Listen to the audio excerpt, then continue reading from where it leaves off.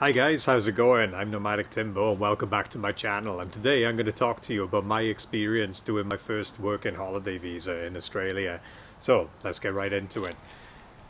This is a video that's meant to encourage you guys. I mean, obviously we gotta wait for COVID to be over first before we can start doing something like this, but once it is over, then I can't tell you how much I strongly recommend to do a working holiday visa in, well, not necessarily Australia, but whatever country it is that you find would be suitable to you, really. I mean, like, the options are, well, the ones that I know anyway are like Australia, Canada, and New Zealand. I mean, I know you can do them in other countries as well, but those are the three really popular ones, at least as far as English speakers are concerned. But to be honest, I mean, they're popular with non-native English speakers too, and with good reason, of course.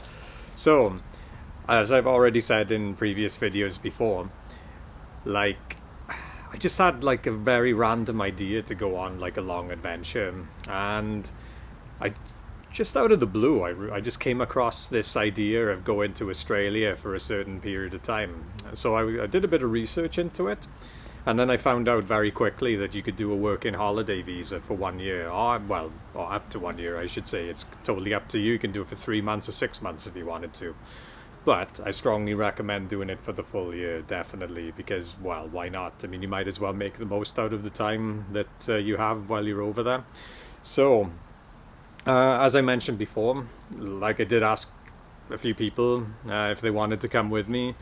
And yeah, super enthusiastic at first, but then, yeah, just certain things got in the way, or it just came to a point where they just maybe didn't feel like it, or they just put too many hurdles in front of themselves. I mean, some of them were legit, of course, but yeah, in any event, they decided not to do it.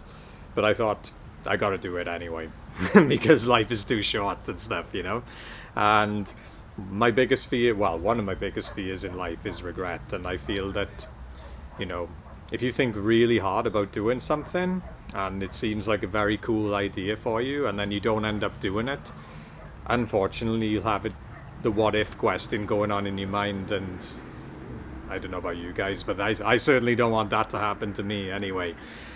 So I'll just get straight into it. The way that I started was, luckily, and this is where social media helped a little bit, my mother's friend from school, from high school actually, she had been living in Australia for 20 years, and my mum randomly came across her on Facebook. Gainer, you know who you are. And yeah, so they got in touch randomly, and then my mum told my mum's friend Gaynor that I was going to head over to Australia for 1 year. And the funny thing is, I actually thought about starting off in the Sydney area anyway, because I think that's what a lot of people do, and it seemed to be, well, it's not necessarily the safe option, but I think it's a good way to start nonetheless.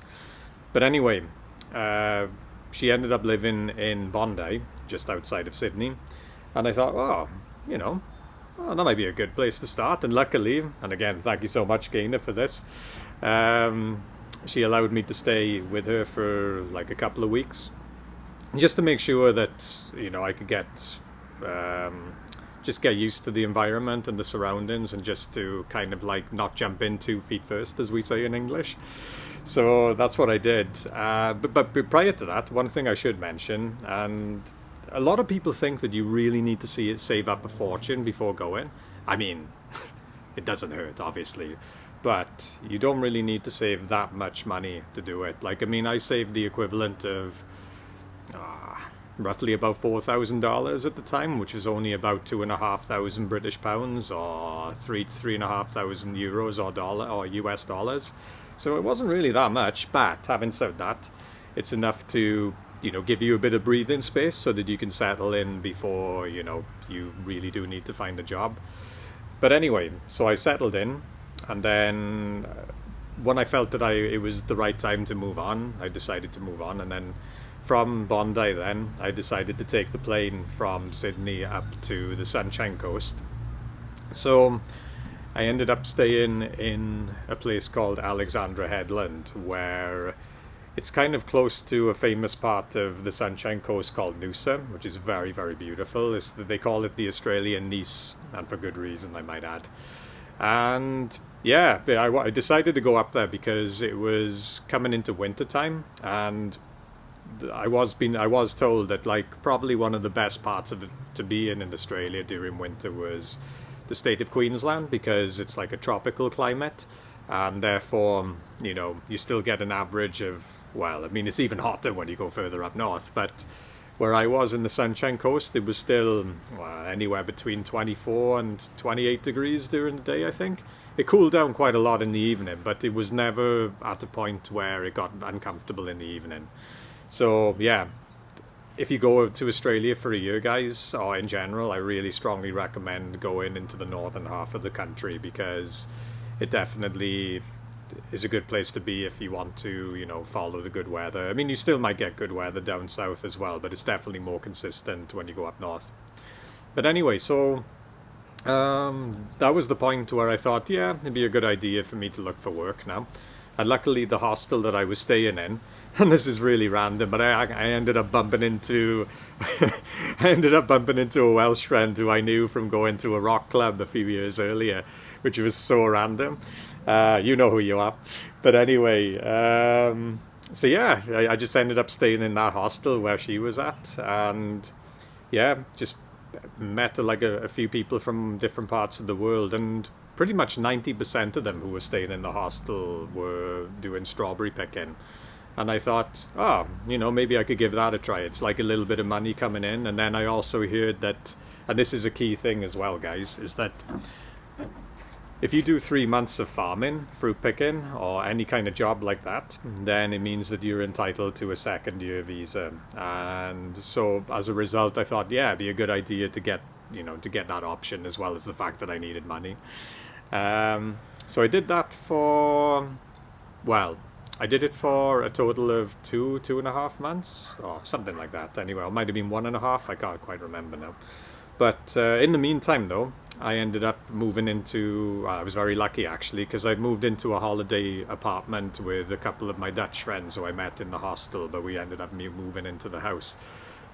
And it's so easy, guys. It's so easy to, I mean, I'm not sure if it is right now, but when I was there, it was very, very easy to move into an apartment. I mean, luckily the guys were on a student visa, so they knew they were only going to be there for a certain amount of time, and they managed to get a deal where they could stay in this apartment for 3 or 4 months, I think. And I was just the lucky guy who they invited to live with them in order to make things cheaper, of course. But no, I'm sure they enjoyed my company as well. I certainly did theirs. So yeah, ended up doing that, but then it just ended. I mean, the ironic thing was the last day that I was doing the fruit picking, they actually ended the season on that particular day. Talk about perfect timing, right? So yeah, that's what I did to begin with regarding work, and then this is where it got back into the traveling stage then. So I took the bus back down through, where was it? Yeah, so it was to Brisbane, and then the Gold Coast, and then back into traveling through different parts of New South Wales, where I had a great time in all of them, and all of them were different from each other, which is what you want. You don't want it to be all the same. And luckily after that I stayed with an Australian friend who I met in Bondi, who happened to be friends with my mother's friend who I was talking about earlier on. So I ended up staying with him for a couple of weeks, and then luckily both of us were really into motorcycle racing, so we had a cool idea to fly over to Phillip Island, which is 2.5 hours away from Melbourne, or I should say fly into Melbourne and then go to Phillip Island after that. I mean, I was going to go to Melbourne anyway, so yeah, it just happened to be, well, it seemed as though it was meant to be for that to happen. So we ended up going to the MotoGP, the Australian MotoGP, which was an awesome event. And well, I mean, I would say that because motorcycle racing and motorsport are my favorite sports in general. But yeah, wonderful event. And yeah, I mean, that combined with everything that I'd experienced up until that point, I thought was unreal, But I mean, it gets better as it goes along, as I'll explain more about in a moment. But after that, I needed to kind of like stop spending a lot of money. I'm not saying I went overboard with it, but yeah, it did get to the point where I needed to start working again. And very randomly, I bumped into a nice German dude who gave me this business card to work at the farm in the middle of nowhere in Victoria.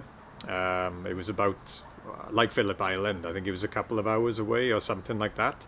So I ended up having my first woofing experience, which is a very common thing to do when you're doing a working holiday visa. And I strongly recommend it as well if, you know, you want to have like a very authentic experience, but also to maybe gain new experiences at the same time.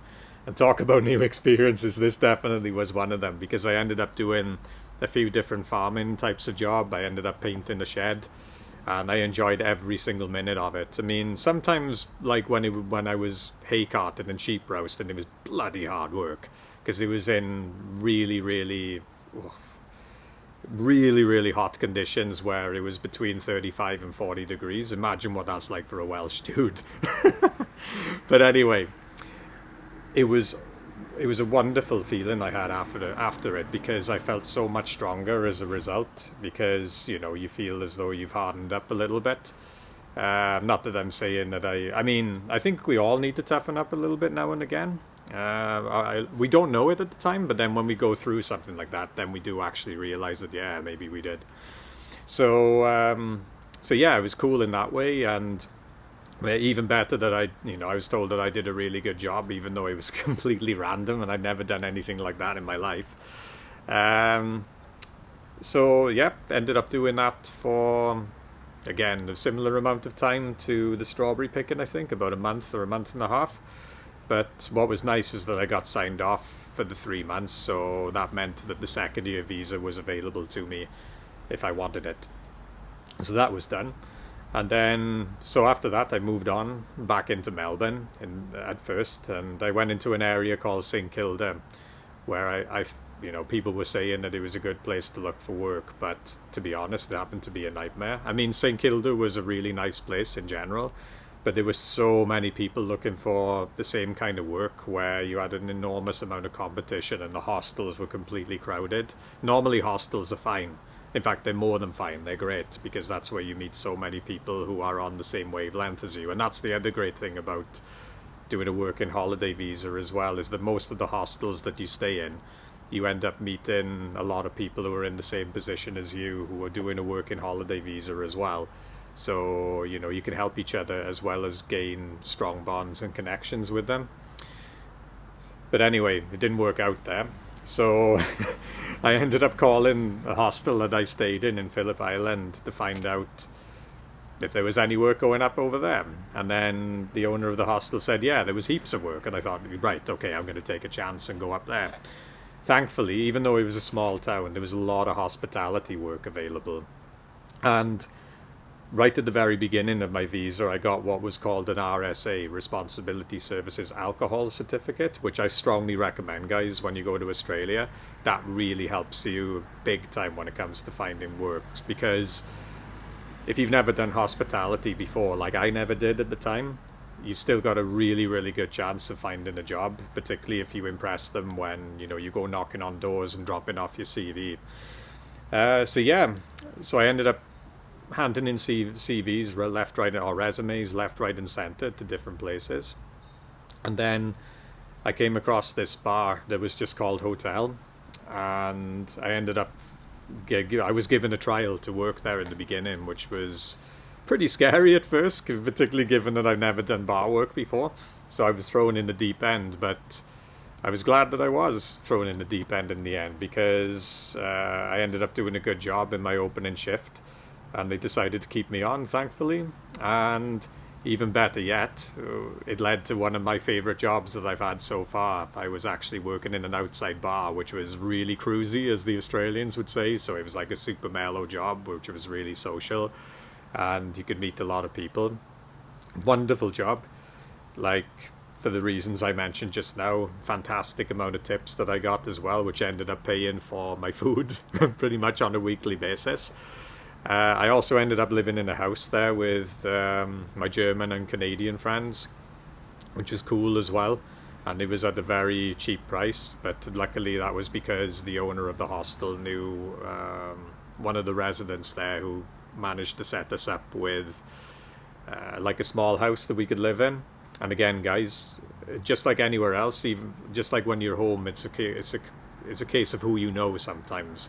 So if you can just scout around, dig in, and find the right connections, then things can work out for you, whether it's job related or finding a home, even if it's only temporary for a few months. But that's what's so great about doing a work visa in Australia, is that there's a lot of open-mindedness going on. And even though it's been a while since I did it personally, I can't really, I mean, I'm sure it's a pretty similar story right now. So yeah, I ended up living there for 4 or 5 months, I think, or something like that. And then I ended up going to Western Australia, well, Perth to be precise. I was a little bit, not scared, but I was a little bit concerned about going there, because this was the part of Australia I was looking forward to the most. And I was of course, you are wondering, will it live up to my expectations? And thankfully, it did, and then some. Because I moved to a place called Fremantle, which is 30 minutes just outside of Perth, and it's a very different experience actually, because it felt like more of an authentic Australian experience. I don't know if it was because I saw more Aborigines around in the streets, but or just in general. But yeah, maybe that was a reason for it. But yeah, I mean, but as a result, it was cool. I mean, it was cool to see a lot of Indigenous people, as well as still, you know, the usual of meeting a lot of cool people, whether they were local people or like people from around the world, whether they were backpackers or tourists. So yeah, I ended up continuing doing hospitality work there. So I ended up working in an Irish pub. Surprise, surprise, being a Welsh guy. Celtic. But that was bad, I know. But yeah, anyway, so yeah, I ended up working in an Irish pub for, well, right up until almost the end of my visa, really. So yeah, guys, that was my Australian experience. Like to sum it all up, if you can find a great balance between working and traveling, where it's kind of like 50-50, it was almost for me. I think I did 7 months of work and 5 months of traveling, and that was only after saving, you know, like I said, about just over 4,000 Australian dollars. It might be a bit of a different story now, because I've heard things have been are a little bit more expensive, but still, you don't need to save up a huge amount to do it, though. But like I said, to summarize it, if you can find a great balance between traveling and just having a good time and having a lot of fun, and, you know, making sure that you get a good amount of work in, because obviously it's a really good thing for you to experience just working in another country in general, and even more so if it's a different job, because it adds more things to your CV, and it also gives you a lot of self-belief. And I think that's the biggest take out of it, to be honest, is the self-belief that doing a working holiday visa gives to you, because so many times, there's so many occasions where you think, wow, this is something I've never done before, and in the past I might have not thought that I was capable of doing it, but then you find out that you are, and you end up, you know, doing a good job of it, or thriving in it, whatever the situation. And that's one of the best feelings that you can have, guys. And then when when you go home, or when you move on to the next destination, that's when it really hits you on how much you've changed during that time, for the positive, I might add. You do learn weaknesses that you have as well as strengths, but that's actually a good thing, because it means that you can just focus on, you know, improving your weaknesses and just doubling down on your strengths. And that's the biggest take that I had out of my experience doing a working holiday visa in Australia. I ended up doing another one in Canada, but I'll save that for probably the next video. But in the meantime, guys, yeah, just as soon as this COVID situation is over, when you get a chance to do a working holiday visa, I strongly, strongly recommend it, because it's really life-changing in so many ways, and it's great for networking with people from around the world. And you know, if you stay in touch with them on social media, which is so easy now, you can end up seeing them again and meeting them in their part of the world, or them meeting you in your part of the world, or somewhere else entirely. So yeah, guys, I'll leave it there. Thank you so much for watching again, It's been, well, it's actually quite exciting using the new camera today, so hopefully it's turned out pretty well. But in the meantime, thank you so much, guys, and I'll see you soon. Ciao.